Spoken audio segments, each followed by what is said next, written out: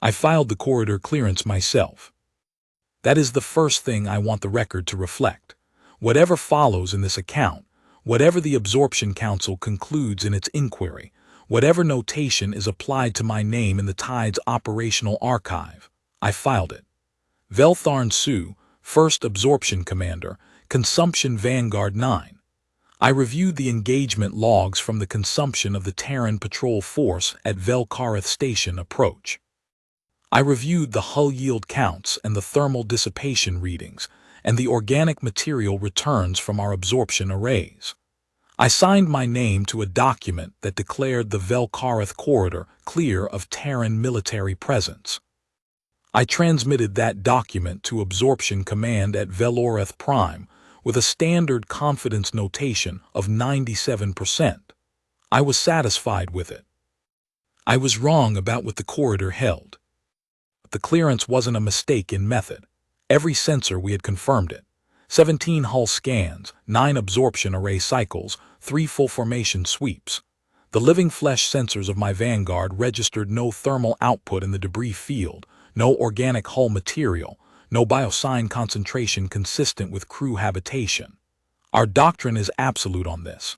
If the living sensors do not find it, it is not there. We have consumed 209 systems under that doctrine. We have never lost a Vanguard to a classified clear corridor. I should explain what we are, because the humans who eventually read this record will need to understand what we thought we were doing. The Velthori Absorption Tide does not build its warships from metal.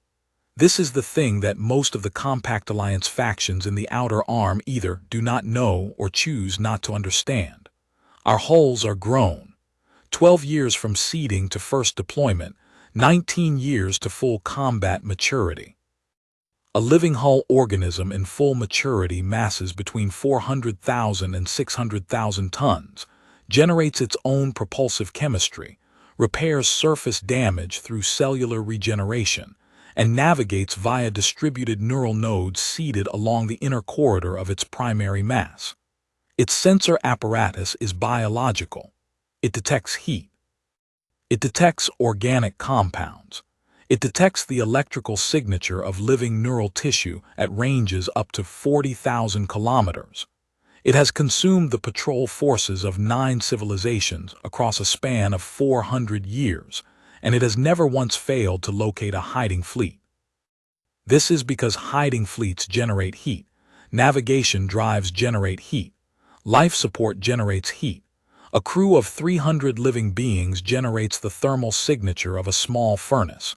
You cannot cold soak a crewed warship without killing the crew. This is fundamental. It is why our doctrine treats thermal absence as proof of absence. The Terrans had been cold soaking their warships for longer than the Velthori Absorption Tide has existed as a military organization. I did not know that. The Absorption Council did not know that.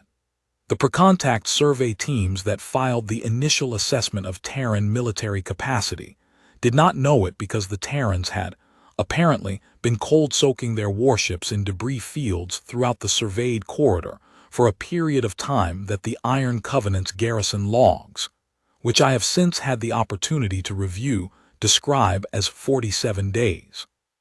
47 days before my patrol consumed the decoy fleet, those 72 hulls were already in position.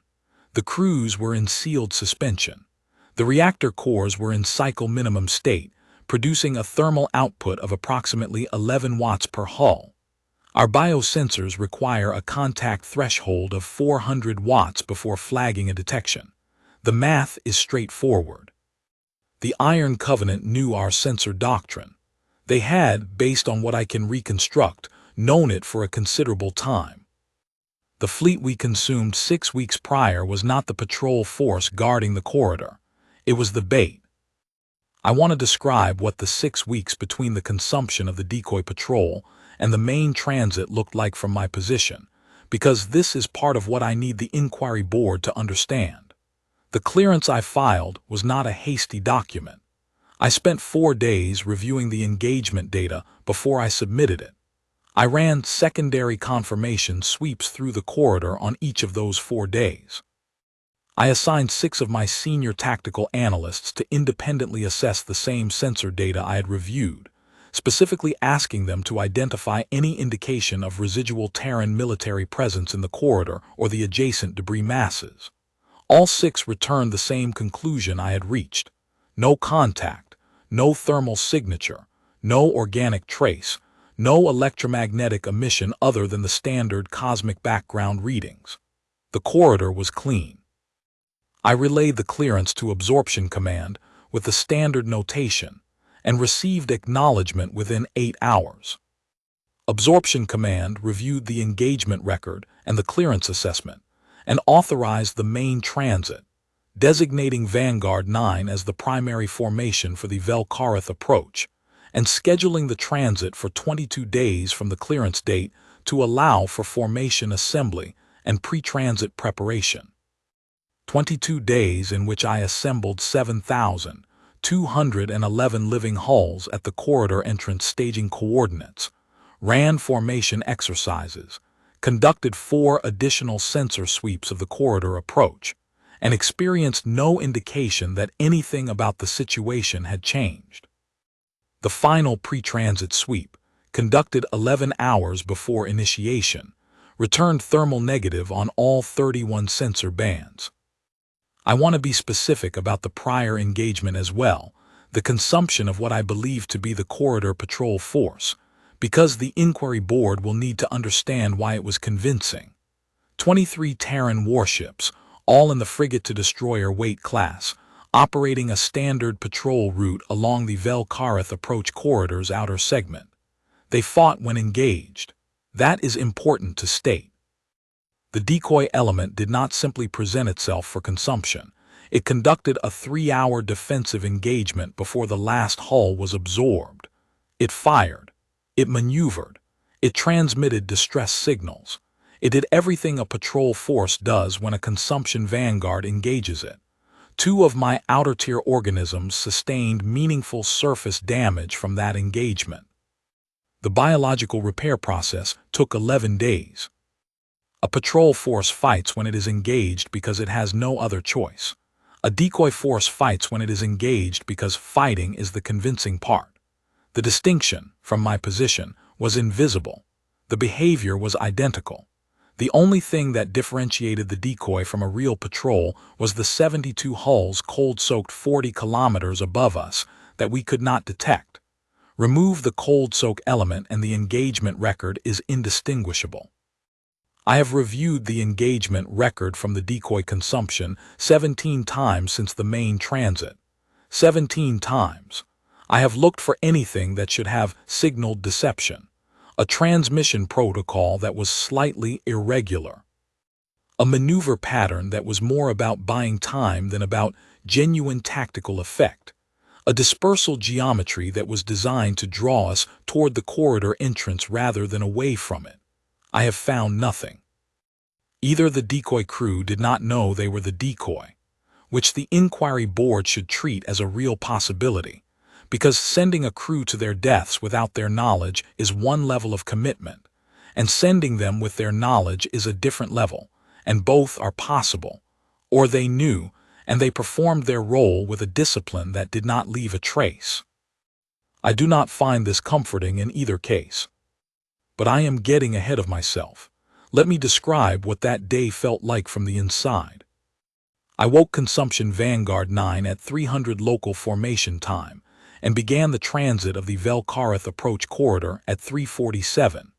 7,211 living hulls in standard absorption formation, the 16-tier wedge that has served the tide for 2 centuries. The outer tiers are the youngest, fastest organisms, the ones whose neural architecture is still dense enough for rapid response tasking. The inner tiers carry the older, more massive hulls, the great consumption beasts that have grown beyond any capacity for elegant maneuver, but whose absorption arrays can process a standard warship in 11 minutes. I commanded from my coordination vessel, a mature hull designated Velthori 9 Primary, which occupied the formation's geometric center at Tier 8. My first consumption officer, Kethvel Orath, made her formation report at 3:52, 7,211 hulls confirmed active, all sensor arrays nominal, all navigation channels synchronized. The corridor showed clean. The pre-transit sweep had returned thermal negative across all 31 sensor bands. I logged the transit as initiated and relayed confirmation to Absorption Command. We were moving at 0.007 C. Standard approach speed for a first contact absorption transit, fast enough to complete the corridor run in 11 hours, but slow enough that the outer tier hulls could form their consumption approach angles without losing formation coherence. The Velkarith corridor is 4.3 light hours deep, a channel of navigable void between two dense debris masses that the Terran garrison forces had apparently been maintaining as a transit lane for some centuries before our survey teams identified it as an approach vector to their inner system. The debris masses on either side are thick, 3 to 4 kilometers of accumulated hull fragments, inorganic asteroid material, chemical process residue. Our biosensors are designed to look through debris fields, not at them. A debris mass returns organic null. We log it and route around it. At 4:19, Kethvel Orath reported an anomaly on the formation's longitudinal sensor band. A signal, inorganic carrier wave, repeating at 8-minute intervals. It was not in the pre-transit scan. It was not in the corridor clearance report. It was coming from inside our formation. I remember the exact quality of the silence on my coordination hull when she read that report aloud. The formation comms channel carries all 17 of my senior officers simultaneously, and I heard each of them not react for approximately 4 seconds. Then they all started speaking at once, and I told them to be quiet, and I asked Kethvel Orath to read the signal content. She said, "This is an automated garrison continuance broadcast. Origin, Iron Covenant Garrison Designation Velkarith Corridor 7, Active Status Declaration. Coordinates follow." The coordinates were inside my formation. Tier 7, Inner Corridor Section, 0.4 light seconds from 9 primary's current position. I asked for a passive scan of the indicated coordinates. I asked for it on every sensor band we had: thermal, organic, chemical, electromagnetic, gravitational. The organic and thermal bands returned null. The electromagnetic band returned 72 contacts. Inorganic, cold, 0 thermal emission, stationary relative to our formation's motion, meaning they had been moving with us at 0.007 C for the entire transit. They were not in the debris fields on either side of the corridor. They were inside my formation. They had been there, I calculated, since before we entered the corridor. They had been moving with us inside the 16-tier wedge at 0.007 C, in position for 72 minutes before the garrison continuance signal was broadcast. I tell myself that what I felt in that moment was professional assessment. I tell myself I reviewed the contact data with the same systematic discipline I have applied to 400 years of absorption operations. This is not entirely true. What I felt was fear in the particular register that an absorption commander feels when the doctrine fails. The doctrine has never failed. The doctrine is what makes us the Velthori absorption tide, rather than simply another warship fleet competing for corridors in the outer arm. The doctrine failing meant something about the universe that I had not accounted for. I ordered full formation alert and asked Kethvel Orath to classify the contacts. She classified them. 1 primary hull, 1,160 meters, configuration Iron Covenant Garrison class. 71 secondary hulls, 600 to 900 meters each, configuration Iron Covenant frigate class. Total estimated mass approximately 340 billion tons combined. Hull identification from the broadcast. The primary is designated ICV Unending Verdict, Iron Covenant Garrison Dreadnought, Commission Notation Year 9, 7th Founding. Kethvel Orath paused at that, and then said the commission year placed that hull's construction at approximately 900 years prior to the current date. I had been absorbing worlds for 4 centuries. I had consumed 11 patrol forces, 7 garrison stations, 4 organized fleet responses.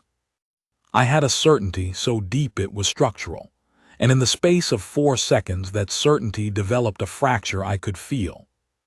900 years. The hull had been operating in one form or another for 900 years. My second tactical officer, a younger commander named Velketh Orath, who had joined the Vanguard only 8 months prior, asked the question I imagine all 17 of my senior officers were asking themselves. How had the sensor sweeps missed them? His voice was careful, the particular carefulness of someone who understands that the question implies a significant possibility. I told him the same thing I was telling myself at that moment, that we would determine that after we addressed the immediate situation. I was maintaining the professional register because abandoning it would have served no purpose, and I did not yet have the information to answer the question. But I will record here, for the inquiry board's benefit, that the question Velketh Orath asked at 4:32 was exactly the right question, and I did not know the answer to it. I sent a transmission to ICV unending verdict on the broadcast frequency the garrison continuance signal had used. I identified myself. I informed the vessel that it was surrounded by 7,211 active Velthori consumption hulls, and that its operational capacity, however impressive the hull age suggested, was insufficient to resist absorption. I offered standard tide terms, crew transfer to a designated neutral facility, hull ceded to consumption processing, full notation of resistance in the Absorption Council's record. This is the offer we extend when a garrison force chooses to be reasonable. Most do. The arithmetic is not complicated. ICV, unending verdict, did not respond to my transmission. It responded to my formation. What happened next I can describe with numerical precision, because the sensor logs survived, and I have reviewed them many times since, in the way that you review something painful because reviewing it is somehow less unbearable than not understanding it. At 0441:08, the primary hull ICV unending verdict activated its drive system.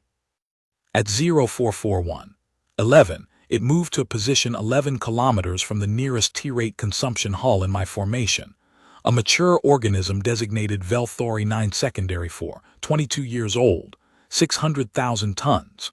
At 0441:14, the primary hull fired a kinetic projectile from its forward battery at a velocity I have since confirmed was 0.23 c. The T-rate hull absorbed the impact at 0441:17. I use the word absorbed in the biological sense. The hull was not destroyed by the impact. The hull's cellular structure attempted to process the kinetic intrusion as a consumption event. A living hull's automatic biological response to penetration is to flood the entry channel with absorption compounds and begin integration. This response takes approximately 2 seconds to initiate. The kinetic projectile from ICV unending verdict traveled through Velthori 9 Secondary 4 in 0.003 seconds and exited through the opposing hull wall still traveling at 0.19 c, at which point it impacted Velthori 9 Secondary 7, 14 kilometers beyond, and repeated the process. I watched 4 of my mature consumption hulls die in sequence from a single projectile before it finally lost enough velocity to stop inside the 5th. 4 of my mature, 20-plus-year-old organisms, the product of decades of growth and feeding and careful neural development, unmade in less than 1 second by a single metal rod fired from a 900-year-old ship. The 71 frigates began firing at 0441:19. I am not going to attempt to describe what the next 31 minutes sounded like on my formation comms. I am going to describe what it looked like on the sensor record, because that is what I can still think about without my hands shaking. The Iron Covenant frigates had established firing positions inside my formation, across all 16 tiers before the engagement began. They had maneuvered, cold and silent, into those positions during the 72 minutes in which I had been comfortably transiting toward my primary objective. Each frigate occupied a position calculated, I understand now, to maximize the kinetic throughput angle through formation density, to fire through the maximum number of living hulls before the projectile slowed to sublethal velocity. My outer tiers are youngest, densest. My inner tiers are oldest, most massive. The frigates were distributed specifically to address that architecture. The formation layer density that makes a 16-tier Velthori consumption wedge effective at absorbing targets also made it catastrophically vulnerable to kinetic fire from inside. At 0441:19, all 71 frigates initiated synchronized fire. The sensor log shows a bloom of projectile signatures across a 3.4 light-second volume in approximately 0.4 seconds. The impact events begin at 0441:22. They do not stop for 31 minutes. I need to describe precisely what 31 minutes of systematic hull loss looks like from a formation commander's position, because the inquiry board will need to understand why no effective counter was possible. This is not a defense of my command decisions. It is a description of what the situation permitted. The first counteraction available to me was direct targeting of the Iron Covenant hulls. I had 7,211 organisms with absorption arrays. The absorption arrays are our primary weapon, biological projection systems that saturate a target hull with enzymatic compounds and begin cellular breakdown. They are extraordinarily effective against organic and semi-organic materials. They are less effective against dense inorganic metals at combat engagement ranges. An Iron Covenant frigate hull is primarily an inorganic alloy construction. Our absorption arrays can work on inorganic metal, but the process requires sustained contact of 6 to 8 minutes at close range to achieve meaningful degradation. The frigates were not in close range, and they were not stationary. They were distributed across my 16 tiers, moving between firing positions, never holding still for the duration our arrays required. More critically, engaging the frigates with absorption arrays required knowing where they were. My biosensors were useless.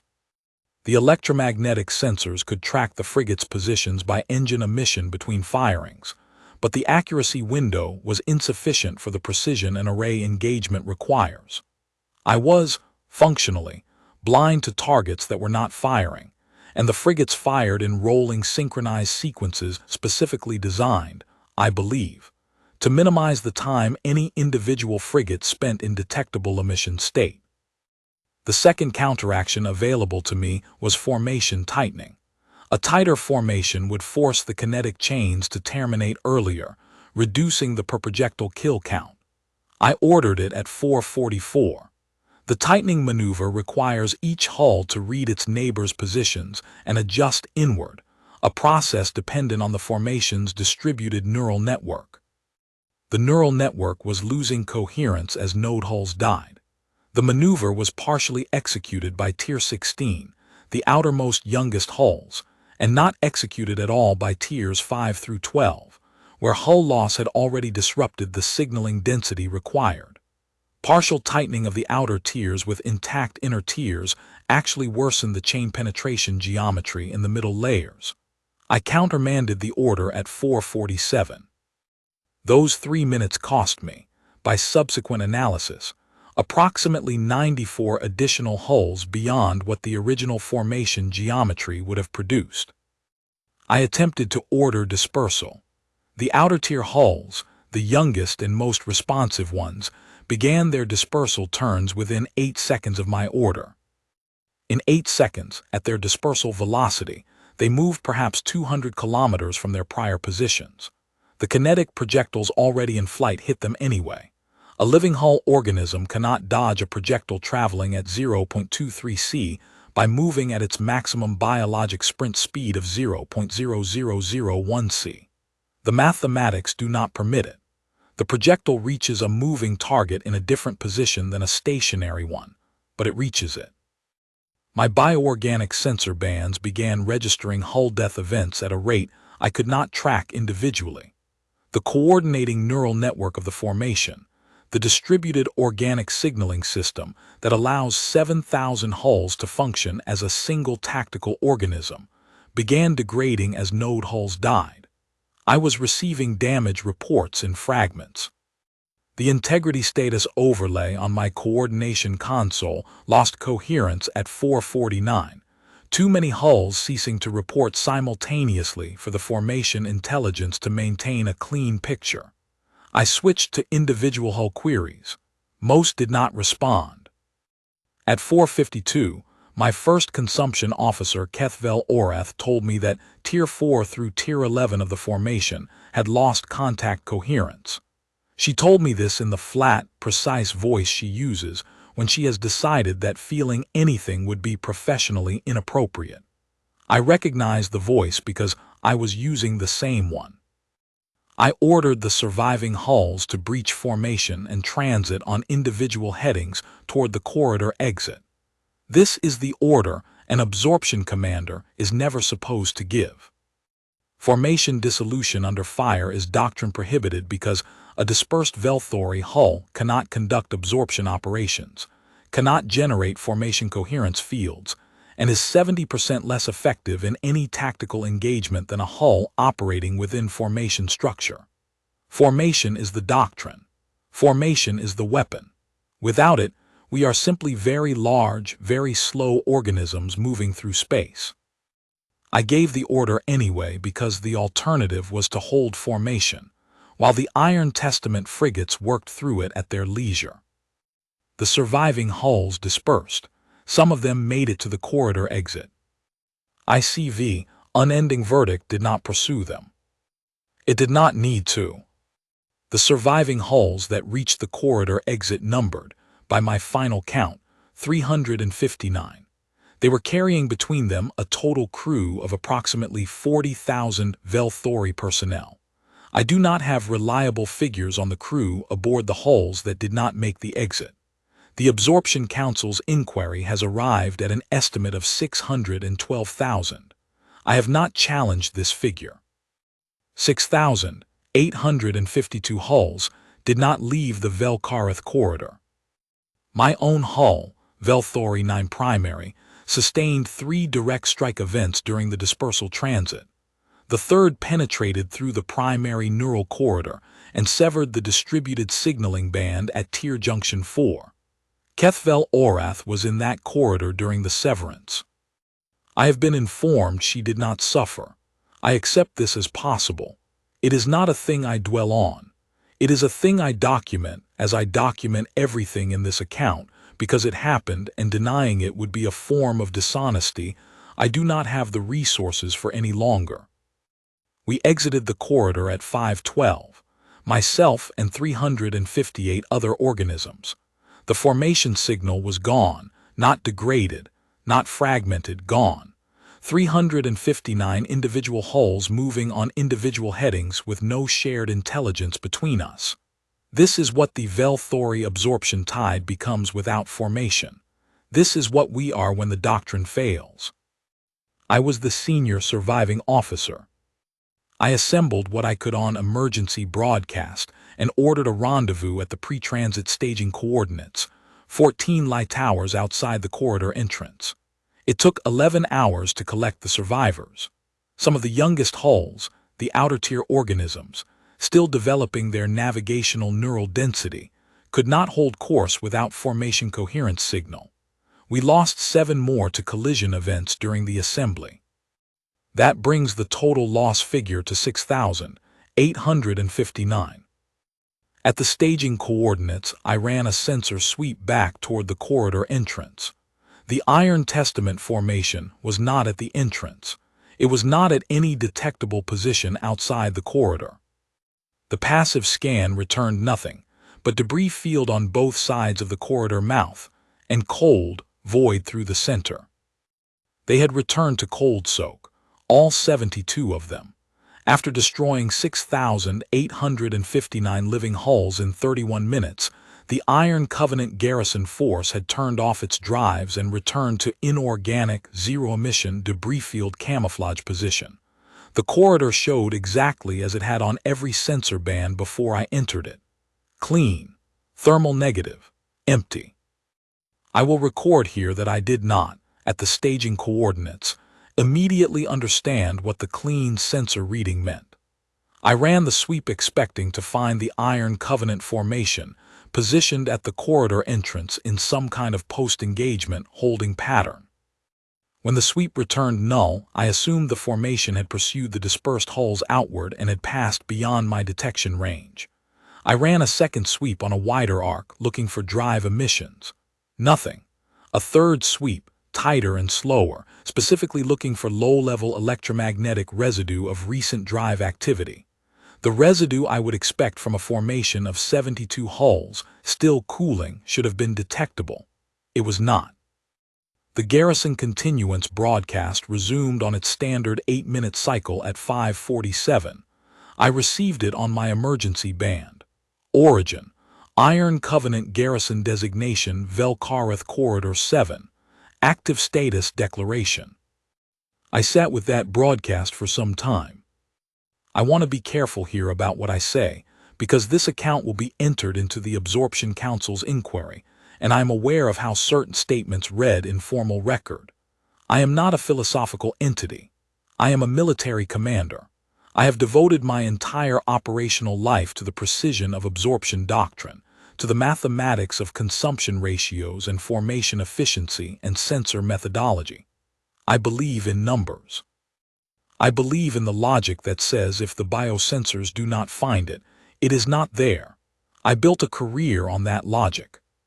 But sitting at the staging coordinates at 5:47, receiving a garrison continuance broadcast from a ship I had failed to detect, a ship that had been inside my formation for 72 minutes, a ship that was 900 years old and had apparently been cold soaking in inorganic debris fields for so long that cold soaking in inorganic debris fields was simply what Iron Covenant ships did. I was aware of something I did not have a clean doctrinal category for. The corridor had not been cleared. The corridor had been offered to us as something cleared. There is a difference, and the difference had cost me 6,859 hulls.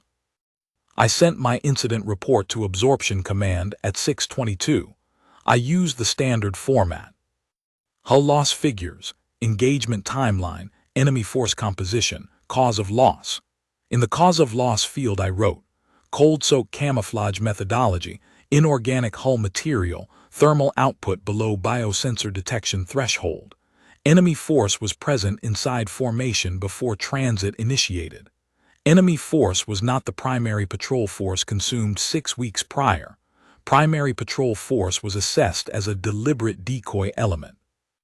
The word deliberate in that sentence took me a long time to write, not because I was uncertain it was accurate, because accepting it as accurate meant accepting that the Terrans had known, in operational detail, how our biosensors worked before we engaged them.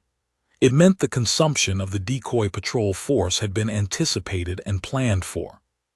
It meant they had lain cold in that debris field for 47 days waiting for us to enter the corridor, and they had done so with full confidence that we would not detect them, and they had been correct.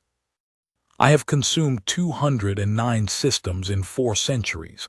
I have never thought of any of those civilizations as having anticipated me. They resist. Some resist well. None of them have, until now, built the resistance around what I specifically cannot see.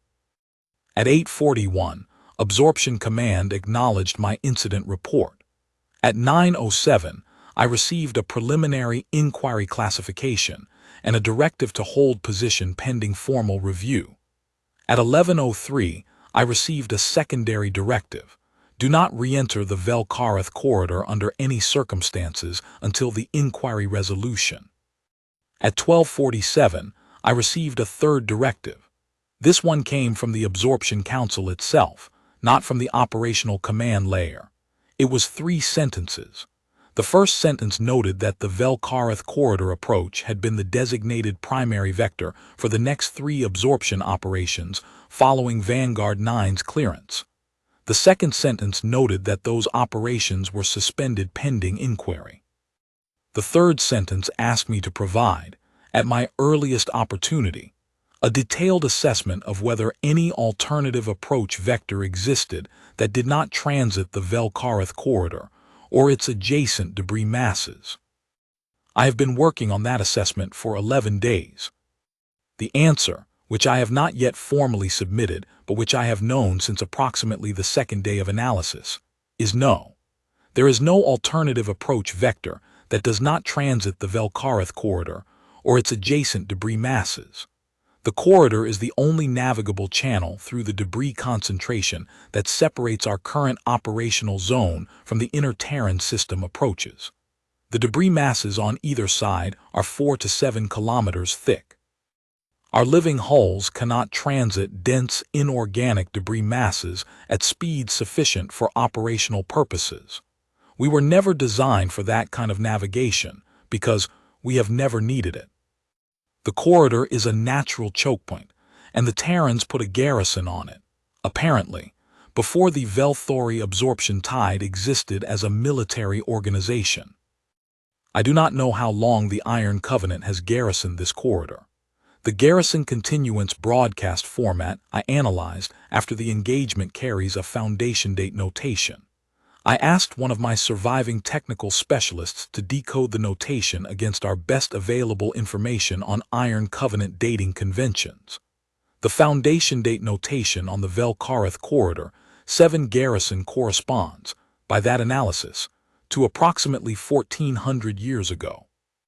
1400 years ago, the Velthori absorption tide was a consuming fleet of perhaps 300 organisms moving through what would become our primary operational zone. We were not yet called the tide. We did not yet have the 16-tier wedge formation. We did not yet have the doctrine of thermal absence as proof of absence, because we had not yet encountered anything that required us to develop it. We were, 1400 years ago, a young and hungry organism fleet that had consumed 8 systems and would consume many more. 1400 years ago, the Iron Covenant placed a garrison on the Velkareth corridor. I do not know if they knew at that time what the Velthori absorption tide was. I do not know if the garrison is there specifically because of us or whether it was established for other reasons, and we simply arrived at the corridor after it was already 14 centuries old. I do not know if the 900-year-old hull inside the debris field was the same hull that was present when the garrison was founded or a replacement. I do not know how many times, in 1400 years, other fleets have transited the Velkareth corridor and failed to return. What I do know, from the partial garrison log transcript I obtained through Absorption Council intelligence resources, is that ICV Unending Verdicts log contains 411 engagement notations over the period covered by the available record. This period spans, based on my best analysis of the dating conventions, approximately 940 years. 411 engagement notations in 940 years. I calculated the average. The Iron Covenant garrison at Velkareth Corridor 7 has engaged a hostile contact, on average, approximately once every 2 years and 3 months for nearly a millennium. We were not the first. We were not even unusual. We were notation 412. I do not know what the other 411 engagements looked like.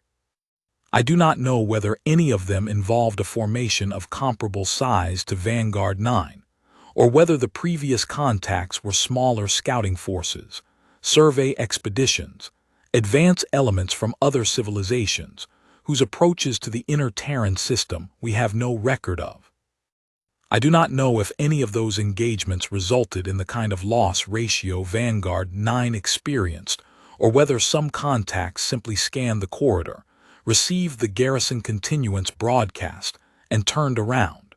What the engagement log tells me is only that contacts were made. It does not record what was lost on the other side. I know that the garrison continuance broadcast I received at 5:47 was identical in format and content to the one received at 4:19, before the engagement. Active status declaration, garrison identification, coordinates. It was the same message. The engagement was, to the garrison, apparently an incident of insufficient note to warrant changing the message content. 31 minutes, 6,859 hulls, and the message did not change.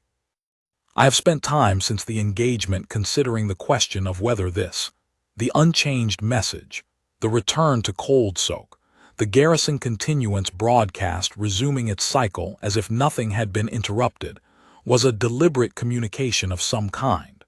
Whether the Iron Covenant was, through the very fact of its impassivity, making a statement that it intended me to receive. I am aware that this is precisely the kind of interpretation a shaken commander imposes on data that doesn't require it. A garrison continuance broadcast runs on a timer. Cold soak initiation is a standard post-engagement protocol. The message unchanged because changing it would have required effort to produce no effect. I know this. I nonetheless keep returning to the experience of receiving that broadcast and feeling, with a precision I cannot fully explain, that I had been assessed and categorized. That the corridor, or whatever intelligence maintains it, had looked at 6,859 hulls and found them an insufficient reason to alter anything. I have recommended to Absorption Command that the Velkarith corridor be reclassified as a permanent interdiction zone under our operational doctrine. This is a classification we have used 4 times in 400 years, all 4 times in response to geographic or physical obstacles that made absorption operations tactically non-viable.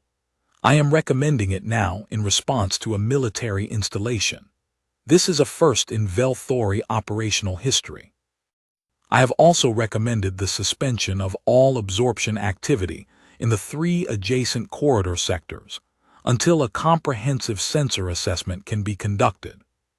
The assessment I have in mind would take approximately 9 years, involve the seeding of passive inorganic sensor arrays throughout all navigable approaches in the region, and require the development of entirely new detection methodology that does not rely exclusively on thermal and organic signature analysis. I have framed this in the most technically precise language I have available.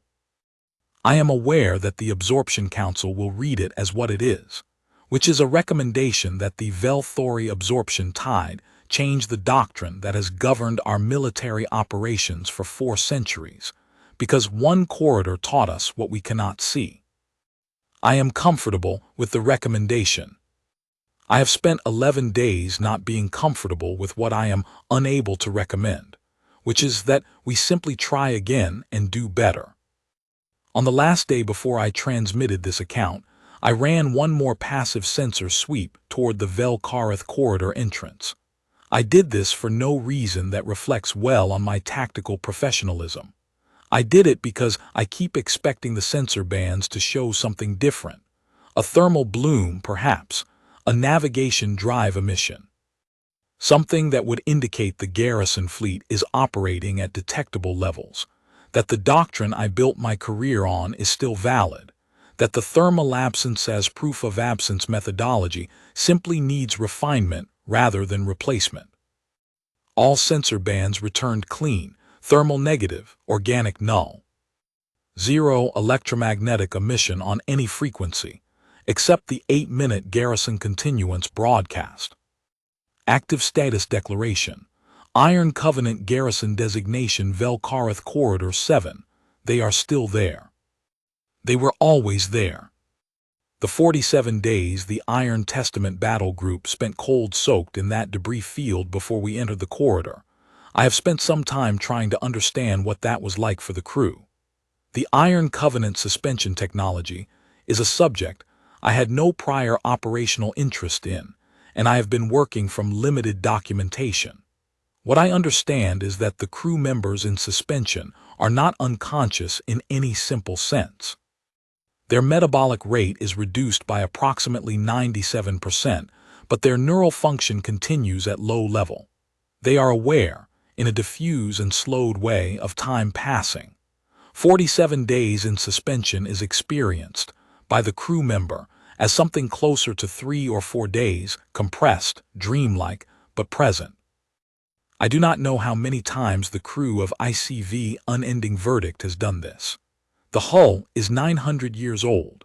I do not know how long the garrison assignment in this corridor has run, or how long this specific hull has held it, or what the rotation of crew assignments looks like for a garrison installation in a cold-soaked posture. I do not know if the crew members who woke at 4:41 on the day of our transit had spent months of compressed suspension time waiting for us, or years of it, or whether they had any knowledge of the specific nature of the force transiting the corridor above them. What I know is that when HFY Unending Verdict activated its drive system at 4:41 and moved to its firing position in 11 kilometers in 3 seconds, it moved with the precision of a formation that had already calculated where every one of my 7,211 hulls would be when the engagement began. The frigate positions inside my formation were not improvised. They were pre-calculated. 71 frigates distributed across 16 tiers with firing angles optimized for chain penetration through formation density. That disposition was worked out before my formation entered the corridor. They had our entry formation geometry. They had our tier density distribution. They had, I believe, the sensor profile of our specific organism class hulls, and the precise velocity at which 0.23c kinetic projectiles would remain lethal after chain penetrating through the cellular structure of a living hull. I have thought at some length about how they obtained that information. Our formation geometry for the Velkareth approach transit was specific to this operation. The 16-tier wedge is a standard formation type, but the specific tier density ratios, the distribution of organism classes across tiers, and the approach speed were set according to the corridor's navigable width and the absorption timeline we were working to. The Iron Covenant frigates inside my formation were positioned to exploit precisely those parameters. Either they had access to formation planning documents I am not aware of having transmitted in the clear, or, and this is the possibility I find more troubling in its implications, they calculated the optimal engagement geometry from first principles, knowing our formation doctrine well enough to predict how a consumption vanguard would configure itself for a corridor transit of specific dimensions. We have a tactical analyst on the Inquiry Review Board named Kethmoran Vell, who has been working on this question independently. His preliminary assessment, which he shared with me informally 12 days after the engagement, is that the positioning could have been derived from formation doctrine alone. He tells me that an analyst with complete knowledge of Velthori absorption formation doctrine, the corridor's navigable width, and our standard approach speed protocols could calculate the tier density geometry to within 6% accuracy without any direct observation of the actual formation. He tells me this is straightforward applied mathematics for any force that has studied our doctrine. I asked him when the Iron Covenant might have begun studying our doctrine. He said he did not know. He said that the Garrison Continuance broadcast foundation date placed the installation at 1,400 years of operation, and that 1,400 years of observing Velthori formations transiting adjacent corridors would be more than sufficient time to understand our doctrine in considerable detail, and that he would recommend, in his final assessment, that the Absorption Council treat the entirety of our operational doctrine as potentially known to Iron Covenant garrison intelligence. I have incorporated this into my own recommendations. The Inquiry Board will receive both assessments simultaneously. I expect this particular conclusion will generate significant debate within the Council. I find I no longer have strong feelings about that debate. 1,400 years is 1,400 years. You do not change what the corridor has observed by arguing about the implications. This is the thing I keep returning to in the 11 days since the engagement. Not the scale of the loss, not the failure of the doctrine, not what I am going to say to the Absorption Council's inquiry board. I keep returning to the preparation. To the 47 days of cold suspension in an inorganic debris field, waiting for a formation that their sensor arrays could not detect any better than mine could detect them, trusting the calculations made before the cold soak began, trusting that the corridor geometry and the tide formation doctrine and the chain penetration mathematics would hold when the moment came. We came with 7,000 organisms grown over decades of biological development, the accumulated consumption capacity of the Velthori absorption, tide's most powerful operational formation. We came with doctrine refined over 400 years of unbroken success. We came certain. They came with 72 cold hulls and calculations made in advance, and the patience to wait. I know which approach was more dangerous. I will say, for the formal record, that I was not, in the weeks before the transit, a commander who underestimated his opposition. I had files on Iron Covenant garrison doctrine. I had assessed their defensive capacity in this sector. The 23 warships of the decoy patrol force had fought with discipline and professionalism before the consumption was complete, and I had noted in my post-engagement assessment that Terran garrison forces were more capable than our pre-contact surveys had suggested. I had not, on the basis of that assessment, altered my approach to the main transit. I had consumed 23 warships and filed a corridor clearance. The logic was consistent. The logic was wrong because it assumed that the 23 warships were the total force. It assumed that because I had consumed them, there was nothing left to find. I had not considered the possibility that consuming them was exactly what someone wanted me to do. I have considered it at length since. There is a notation in ICV Unending Verdict's garrison log. I have since obtained a partial transcript through Absorption Council intelligence resources from 49 days prior to the engagement. The entry reads, in full translation, decoy element departed on schedule, patrol route confirmed. Sensor sweep returns nominal debris field profile. Cold soak initiated 3:17 local. No further entries until the engagement record itself. 2 days after the decoy departed, they watched their own ships leave. They sealed themselves in suspension and went cold in the debris above an empty corridor and waited for us to come through it. I do not know what word to use for what that requires of a military organization. Patience is not sufficient. Patience is what you exercise while waiting for something you know will happen. What ICV Unending Verdict and its 71 accompanying frigates exercised in that debris field was something more fundamental. The willingness to be nothing, to go undetected, to watch what they had spent years preparing for from a position of absolute concealment, and then to execute with precision born from the certainty that the preparation was correct. We have a word in Velthori operational doctrine for an organism that can remain motionless, cold, and invisible until a target enters its optimum strike range. We use it to describe a specific classification of biological ambush predator in the lower stellar environments of our home system. It is not a word we have applied to a military fleet. I have applied it in my incident report. I expect the inquiry board will find this characterization imprecise. I have left it in. At 5:47 on the morning of the engagement, sitting at my staging coordinates with 358 damaged hulls and no formation signal and the garrison continuance broadcast running its 8-minute cycle, I made a transmission on the same frequency ICV Unending Verdict had used for the broadcast. I identified myself. I did not offer terms because I had no basis on which to offer terms. I asked one question: how long? There was no response for 22 minutes. I had decided there would be no response when the response came. It was a single transmission, 6 words, on the same carrier frequency as the garrison continuance broadcast. The translation, which I verified 3 times because I could not accept the straightforwardness of it, was, "This corridor is held in perpetuity." 6 words.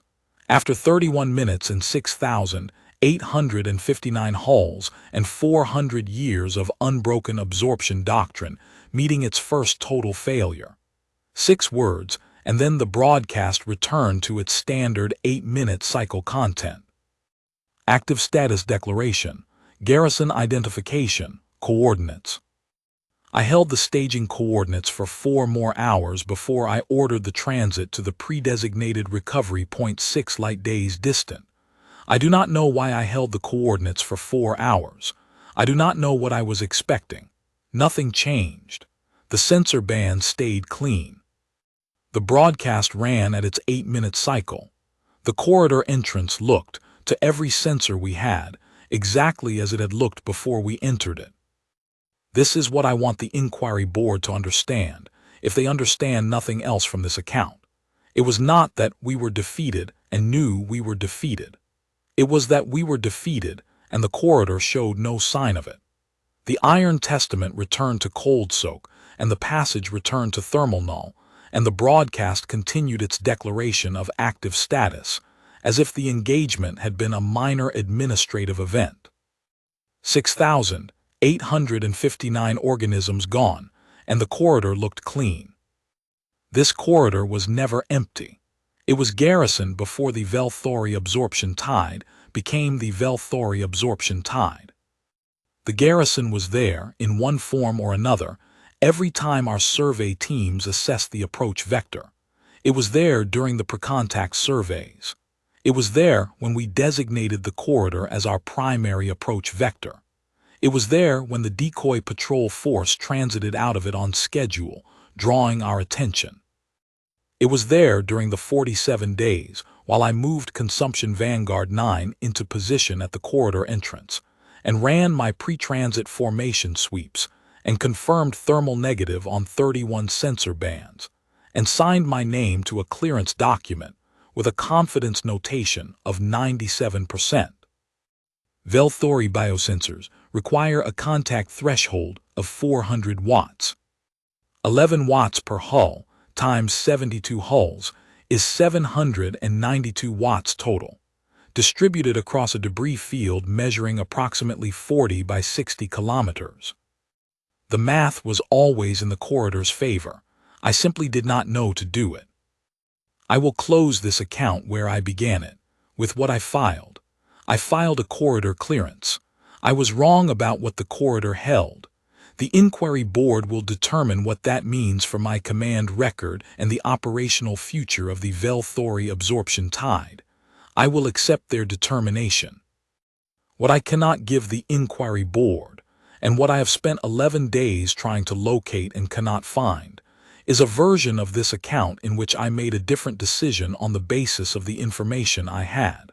The doctrine was correct. The sensors were functioning. The decoy patrol was consumed. The corridor returned thermal null on every band. The corridor had the Iron Testament. That is the sentence I did not have the information to write. On the morning I filed the clearance, and it is the only sentence that matters.